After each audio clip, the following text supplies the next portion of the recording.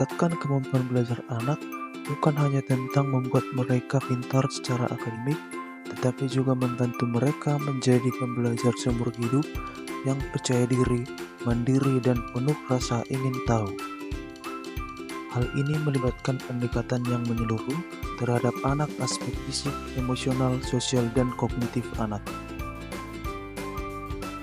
Berikut adalah berbagai strategi yang bisa diterapkan oleh orang tua, guru, maupun pendidik lainnya.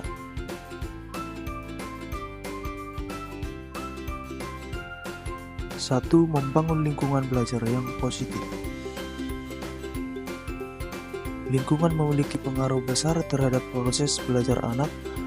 Anak membutuhkan tempat yang mendukung untuk belajar dengan fokus dan nyaman.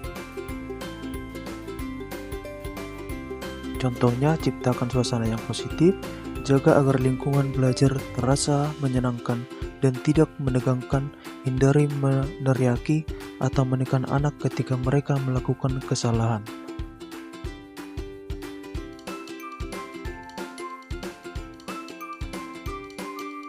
Yang kedua, mengenali gaya belajar anak. Setiap anak memiliki cara belajar yang berbeda. Menyesuaikan metode belajar dengan gaya belajar anak akan membantu mereka menyerap informasi lebih efektif. Contohnya, auditori atau mendengar. Anak belajar lebih baik dengan mendengarkan penjelasan, berdiskusi, atau mendengarkan audio.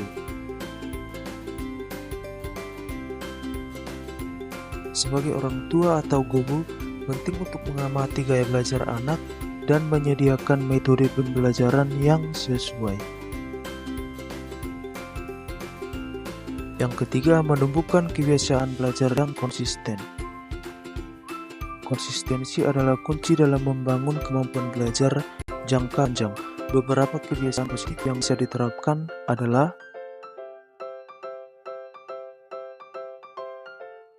membantu atau membuat jadwal belajar harian, membagi waktu belajar dengan istirahat, review rutin atau evaluasi. 4. Memberikan dukungan emosional dan motivasi. Aspek emosional seringkali lebih penting daripada yang disadari. Anak yang merasa aman, didukung, dan dihargai akan lebih berani mencoba dan tidak takut akan gagal. Beri pujian pada anak, bersikap sabar dan mendengarkan, ajarkan bahwa kesalahan adalah bagian dari proses belajar. 5. Menggunakan metode belajar yang menarik dan variatif. Monoton adalah musuh dari konsentrasi anak, oleh karena itu gunakan variasi dalam metode belajar agar anak tetap tertarik dan aktif. Gunakan media interaktif atau aplikasi edukasi. Belajar sambil bermain, libatkan anak dalam berdiskusi. 6. Menjaga kesehatan fisik dan mental anak. Belajar yang efektif sangat tergantung pada kondisi fisik dan mental anak. Keseimbangan antara belajar dan kebutuhan tubuh harus nutrisi seimbang, cukup tidur, aktivitas fisik. 7. Mendorong kemandirian dan tanggung jawab. Kemampuan belajar juga berkaitan erat dengan kemandirian anak. Perlu diajarkan untuk bertanggung jawab terhadap proses belajarnya sendiri.